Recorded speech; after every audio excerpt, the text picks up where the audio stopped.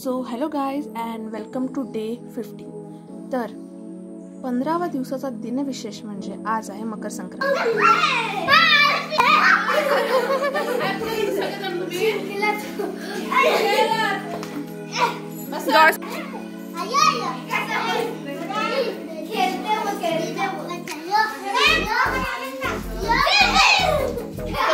तो लाडा झाला आता त्याला हात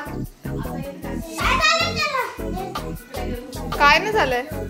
जॉय ए जॉय मला दिलंय. ह्याच्यामध्ये लहानपणी या गोष्टीचं खूप जास्त आकर्षण असायचं. तर आजच्या दिवशी जॉय म्हणजे सर्वांचं मुख्य आकर्षण बनलं, खास करून लहान मुलांचं.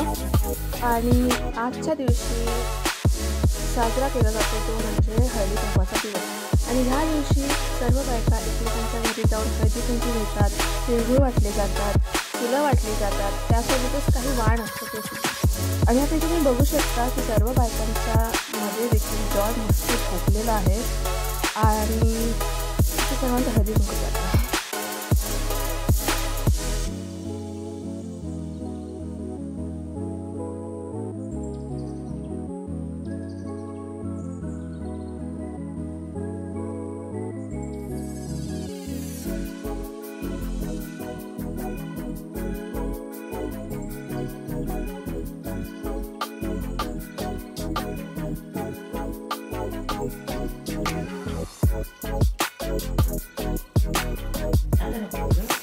मकर संक्रांतीच्या हार्दिक शुभेच्छा.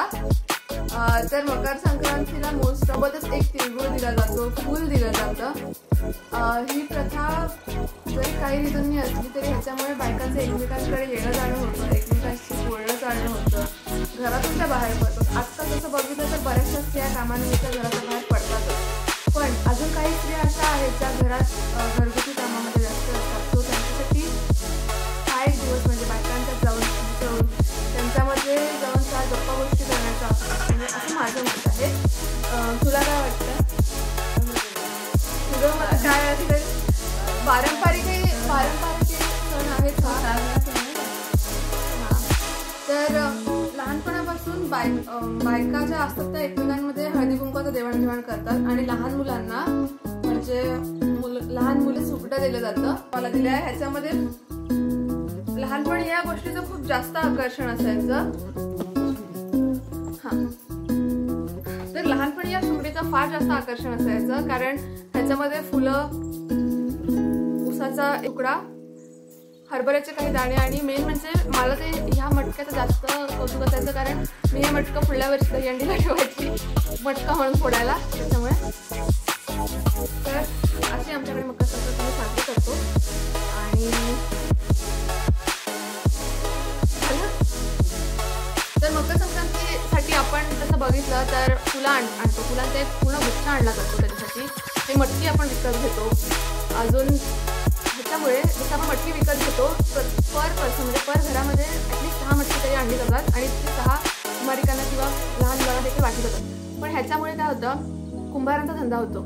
आजकाल तसं बघितलं तर मातीच्या मटकीमध्ये पाणी पिणं फार रेअर झालेलं आहे. त्याच्यामुळे त्यांचा पाहिजे तसा धंदा होत नाही. प्लस फुलांचे जे व्यापारी असतात त्यांचा देखील धंदा होतो. आणि अशा ज्या आपल्या पारंपरिक गोष्टी आहेत त्या आपण साजऱ्या करत राहिल्या पाहिजे. ठीक आहे.